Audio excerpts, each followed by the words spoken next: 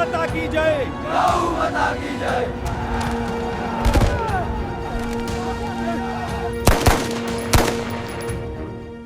क्या आपको पता है कि भारत की सबसे ताकतवर राजनीतिक पार्टी को बर्बाद करने वाला श्राप आज से 60 साल पहले दिया गया था? और सबसे हैरान करने वाली बात यह है कि वह श्राप आज शब्दशः सच साबित हो रहा है। सोचिए, जिस पार्टी ने भारत को आजाद कराया, जिसने 30 सालों तक देश पर राज किया, आज वही पार्टी इतनी कमजोर हो गई है कि लोग उसका नाम तक लेना पसंद नहीं करते। लेकिन क्या यह सिर्फ राजनीतिक हार है या फिर किसी अलौकिक शक्ति का खेल?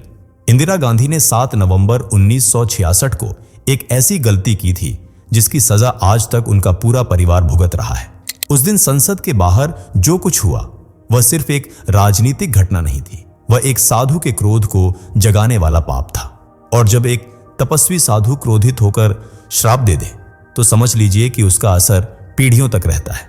कृपात्री महाराज ने उस दिन कहा था, एक दिन हिमालय से एक साधु आएगा और तेरी पार्टी को जड़ से उखाड़ फेंकेगा।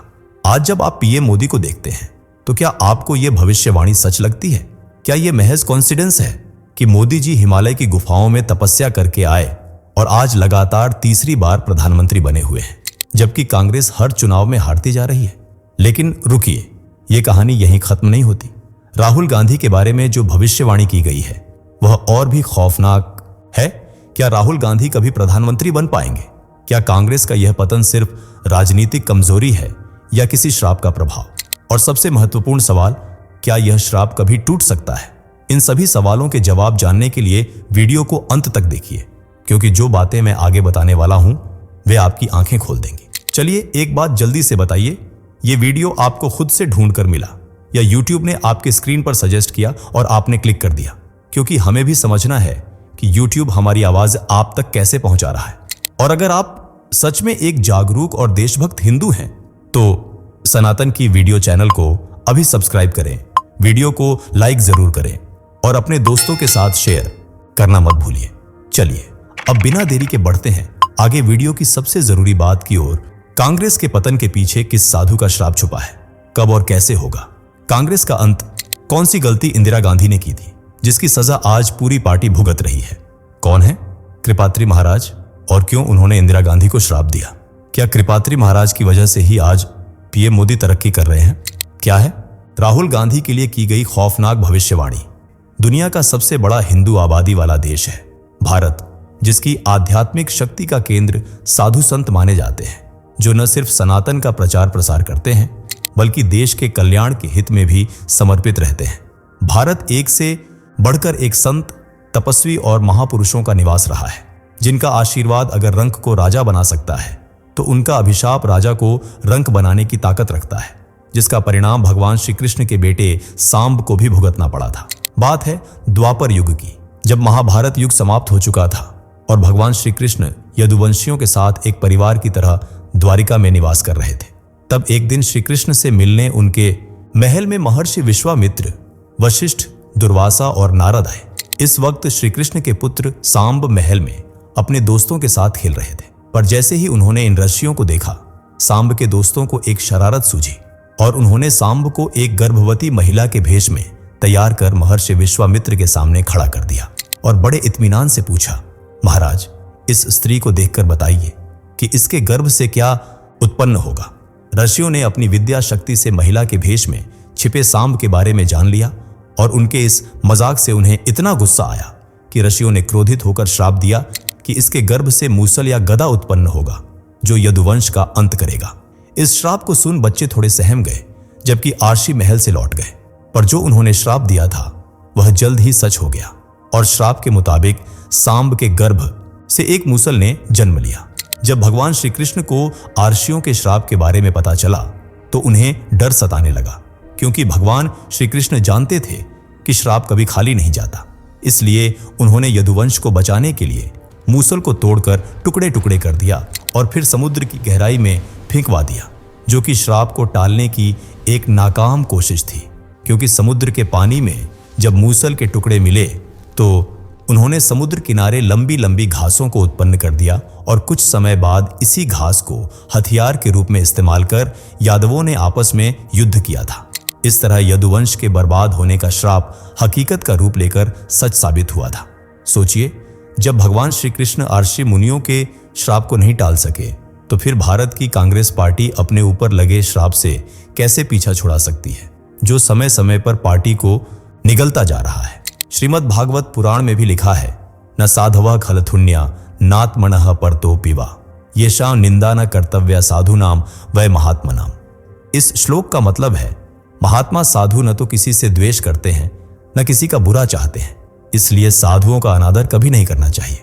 ऐसा करने का नतीजा पूरे कुल के विनाश के रूप में देखने को मिल सकता है, जैसा यदुवंशियों के साथ हुआ और आज के समय में गांधी परिवार के साथ हो रहा है। जी हां, वही गांधी परिवार जो आज सियासत में कांग्रेस के रूप में जाना जाता है। इसे अतीत में भारत की सबसे बड़ी पार्टी का दर्जा भी दिया गया। साथ ही यह भारत की पहली राजनीतिक पार्टी भी बनी थी, जिसकी स्थापना 28 दिसंबर 1885 को मुंबई में हुई थी, यानी जब भारत को अंग्रेजों से आजादी भी नहीं मिली थी। उससे पहले से ही यह पार्टी भारत की सेवा में समर्पित रही है। आजाद भारत की कमान सौंपने की जिम्मेदारी भी कांग्रेस पार्टी और गांधी परिवार के जाने माने चेहरे पंडित जवाहरलाल नेहरू को ही दी गई थी, जो आजाद भारत के पहले प्रधानमंत्री बने थे। आजादी की लड़ाई में भी कांग्रेस पार्टी ने बढ़ चढ़कर हिस्सा लिया था और अंग्रेजों को भारत छोड़कर भागने पर मजबूर कर दिया था। भारत की आजादी में इस पार्टी का बहुत बड़ा रोल था। इसी बात से खुश होकर जब भारत के पहले आम चुनाव हुए तो कांग्रेस पार्टी को भारी बहुमत के साथ प्रचंड जीत हासिल हुई। जनता चाहती थी कि जिस तरह 1947 से पहले कांग्रेस ने भारत की सेवा की, अब भी इसी पार्टी के हाथ में भारत की बागडोर रहे। इसलिए पंडित जवाहरलाल नेहरू को भारत का पहला प्रधानमंत्री चुना गया। पंडित नेहरू ने पूरी ईमानदारी और निष्ठा भाव से 15 अगस्त 1947 से 27 मई 1964 तक, यानी 16 साल तक लगातार प्रधानमंत्री पद पर रहकर भारत की सेवा की और उनकी मृत्यु के साथ उनका यह गोल्डन पीरियड थम गया, जिसके बाद लाल बहादुर शास्त्री जी ने भारत की कमान संभाली। यह एक बड़ा झटका था, लेकिन जल्द ही कांग्रेस ने फिर से सियासत में दमदार वापसी की और 1966 से 1977 तक भारत की पहली महिला प्रधानमंत्री का खिताब अपने नाम करने वाली इंदिरा गांधी ने प्रधानमंत्री की कुर्सी संभाली। हालांकि उसके बाद बीजेपी पार्टी का दमखम देखने को मिला, जिस वजह से इंदिरा गांधी के हाथ से यह पद फिसल गया, पर जनता के प्यार से दोबारा उन्हें 1980 से 1984 तक भारत की प्रधानमंत्री बनने का मौका मिला। इसके बाद 1984 से 1989 तक राजीव गांधी ने कांग्रेस की पहचान के साथ शासन किया, पर फिर धीरे धीरे पार्टी की पहचान धुंधली होने लगी, जिसे फिर से चमकाने की बहुत कोशिश हुई, पर अकेले पार्टी का टिके रहना मुश्किल हो रहा था। इसलिए 1991, 2004 और 2009 में पार्टी ने दूसरी पार्टियों का सहारा लिया और केंद्र में किसी तरह अपनी सत्ता कायम करके रखी। लेकिन 2014 में जो हुआ, उसने कांग्रेस का नाम पूरी तरह से जनता के दिलो दिमाग से मिटा दिया। यह वही साल था जब हर तरफ बीजेपी का डंका बज रहा था। हर तरफ एक ही नाम गूंज रहा था, नरेंद्र मोदी, और एक नारा जोर शोर से लगाया जा रहा था, अब की बार मोदी सरकार। 2014 में नरेंद्र मोदी ने केंद्र की सत्ता हासिल की और तब से लेकर अब तक बीजेपी पार्टी का ही दबदबा है। नरेंद्र मोदी 2014, 2019 और 2024 में पीएम पद के विजेता बनकर लगातार तीसरी बार देश पर शासन कर रहे हैं और कांग्रेस के लिए यह समय ब्रेकडाउन नहीं बल्कि डाउनफॉल की तरह है, जो शायद कभी खत्म ना हो, क्योंकि एक बड़ी आबादी पीएम मोदी को ही अगली बार भी पीएम की कुर्सी पर देखना चाहती है और कांग्रेस पार्टी को तो पूरी तरह से साइडलाइन कर दिया है, मानो वह कभी भारत की सियासत का हिस्सा थी ही नहीं। जिसकी वजह माना जाता है एक साधु द्वारा गांधी परिवार को दिया गया श्राप, जो सच की कसौटी पर खड़ा उतर रहा है। और इस श्राप की जड़ें जुड़ी हैं साल 1966 से, जब गौ हत्या का मामला तूल पकड़ रहा था। दरअसल उस वक्त गायों को मारने की घटनाएं बहुत ज्यादा देखने और सुनने को मिल रही थीं, वो भी उस देश में जहां हिंदू गायों को अपनी मां समान मानते हैं। इसलिए गायों पर बढ़ता अत्याचार देखकर हिंदुओं ने आवाज उठानी शुरू की और मांग हुई कि गौ हत्या पर प्रतिबंध लगाना चाहिए और इसके लिए एक कानून बनाना चाहिए। पर केंद्र सरकार के कान पर जूं तक नहीं रेंगी और वह खामोश मूकदर्शक बनकर सब कुछ देखती रही। अब हिंदुओं के सब्र का बांध टूट चुका था।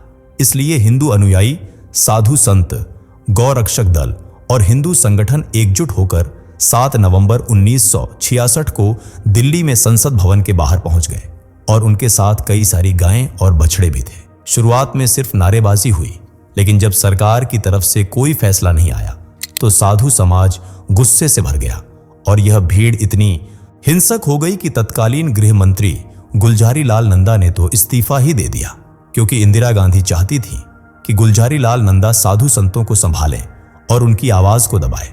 पर वह सिर्फ गृह मंत्री नहीं थे, बल्कि साधु संतों का सम्मान करने वाले इंसान भी थे, जो साधु समाज के खिलाफ नहीं जा सकते थे। इसलिए उन्होंने अपने पद से इस्तीफा देना ही बेहतर समझा।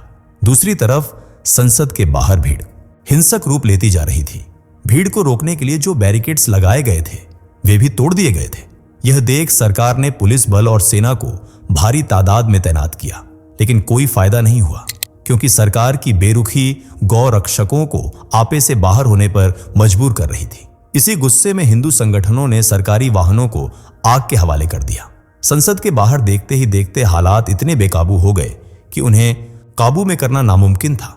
तब सत्ता में बैठी देश की मुखिया इंदिरा गांधी ने एक ऐसा फैसला लिया जो उनकी पार्टी से लेकर परिवार और आने वाली पीढ़ियों के लिए अभिशाप बन गया। और यह फैसला था ओपन फायरिंग, यानी प्रदर्शनकारियों पर गोलीबारी करने का हुक्म। ऑर्डर मिलते ही पुलिस बल ने धुआंधार गोलियां चलाना शुरू कर दिया और मिनट भर में अनगिनत लोग मारे गए, जिनमें साधु, संत और गौ रक्षक थे। लेकिन इस नरसंहार में कितने लोग मरे, यह आज भी एक राज बना हुआ है। इंदिरा गांधी के इस आदेश ने दर्जनों लोगों की जान ले ली थी, जिनकी खता सिर्फ इतनी थी कि वे गायों को बचाने और गौ हत्या कानून की मांग कर रहे थे। और गौ हत्या कानून की मांग करने वाले नेता थे स्वामी कृपात्री महाराज, जिन्हें भारत के सबसे बड़े और सबसे प्रसिद्ध संतों में शुमार किया जाता था। वे एक आध्यात्मिक साधु, विद्वान, दशनामी सन्यासी और एक मशहूर राजनेता थे, जिन्होंने महज 15 साल की उम्र में अपने परिवार को छोड़कर अध्यात्म की राह चुन ली थी और स्वामी ब्रह्मानंद सरस्वती महाराज के शिष्य बनकर सनातन को और गहराई से जानने की कोशिश में लग गए। देखते ही देखते वे भगवान की भक्ति में इतना लीन हो गए कि दिन के कई कई घंटे पुराणों को पढ़ने, भगवद गीता का पाठ करने और भगवान की आराधना में गुजारने लगे। कृपात्री महाराज हमेशा उतना ही भोजन करते थे जितना कि उनके हाथों में आ जाता था। वे सनातन के सच्चे अनुयायी थे और हर हिंदू की तरह गाय को अपनी माता मानते थे। इसलिए उन्होंने भी गौ हत्या पर नियम बनाने और प्रतिबंध लगाने की मांग की और संसद के बाहर हजारों लोगों के साथ जा पहुंचे और सबसे आगे रहे। लेकिन इंदिरा गांधी ने जो ऑर्डर पास किया उससे कृपात्री महाराज की अंतरात्मा तक कांप उठी। उन्होंने न तो गोलियों से बचने की कोशिश की और न ही लाठी चार्ज देखकर अपने कदम पीछे खींचे, बल्कि जो साधु संत गोलियों से छलनी हुए थे उनकी मदद के लिए आगे बढ़े और कई मृतकों को अपने कंधे पर उठाकर श्मशान तक पहुंचाने का काम किया। हर शव को उठाने के साथ उनका दुख बढ़ता जा रहा था और दिल से श्राप निकल रहा था। कृपात्री महाराज ने कांग्रेस को श्राप देते हुए कहा था, जैसे तूने साधुओं पर फायरिंग कराई है, ठीक वैसा ही तेरा यानी इंदिरा गांधी का हाल होगा। कृपात्री महाराज ने आगे कहा कि मुझे इस बात का दुख नहीं है कि तूने निर्दोष साधुओं की जान ली, बल्कि तूने गौ हत्या करने वालों को छूट देकर पाप किया है। यह माफी के लायक नहीं है। गोपाष्टमी के दिन ही तेरे वंश का नाश होगा।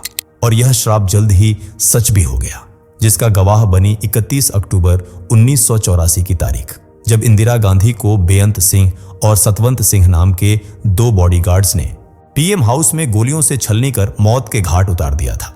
इसी दिन कार्तिक मास की शुक्ल पक्ष की अष्टमी थी, यानी गोपाष्टमी। जैसा कि कृपात्री महाराज ने कहा था, उसी समय सीमा पर इंदिरा गांधी का कत्ल हुआ। इसी तरह दर्दनाक तरीके से राजीव गांधी की भी मृत्यु हुई। इस श्राप के बाद से कांग्रेस पार्टी कभी फूली फली नहीं और अब तक इस श्राप का अंजाम भुगत रही है। राहुल गांधी ने भारत जोड़ो यात्रा निकालकर पब्लिसिटी बटोरने और वोट हासिल करने की कोशिश की, पर कोई फायदा नहीं हुआ। आज कांग्रेस से कई नेता अलग हो चुके हैं। पार्टी हर बार चुनाव में खड़ी होती है पर जीत नहीं पाती और यह पतन कहीं ना कहीं कृपात्री महाराज के श्राप का ही नतीजा है। कृपात्री महाराज ने श्राप दिया था, मैं कांग्रेस को श्राप देता हूं। एक दिन हिमालय में तपस्या कर रहा एक साधु आधुनिक वेशभूषा में आएगा और कांग्रेस की विचारधारा को नष्ट कर देगा। संसद पर बस उसका कब्जा होगा और कांग्रेस का पतन हो जाएगा। यह भविष्यवाणी पीएम मोदी पर एकदम सटीक बैठती है, जो हिमालय में तपस्या करके राजनीति के मैदान में उतरे थे और आज बीजेपी की वजह से कांग्रेस को दोबारा सत्ता में आने का मौका नहीं मिल रहा है। वैसे आपको क्या लगता है, ये क्या पीएम मोदी के रहते राहुल गांधी कभी पीएम बन पाएंगे? अपनी राय कमेंट में बताइए। वीडियो को लाइक करें और चैनल को सब्सक्राइब करके बेल आइकॉन को प्रेस कर लें। धन्यवाद। दोस्तों, आपकी स्क्रीन पर 2 और वीडियोस दिख रही हैं, जिसे देखने के लिए स्क्रीन पर क्लिक करें। दोनों देखिएगा, बहुत अच्छी वीडियो बनी है।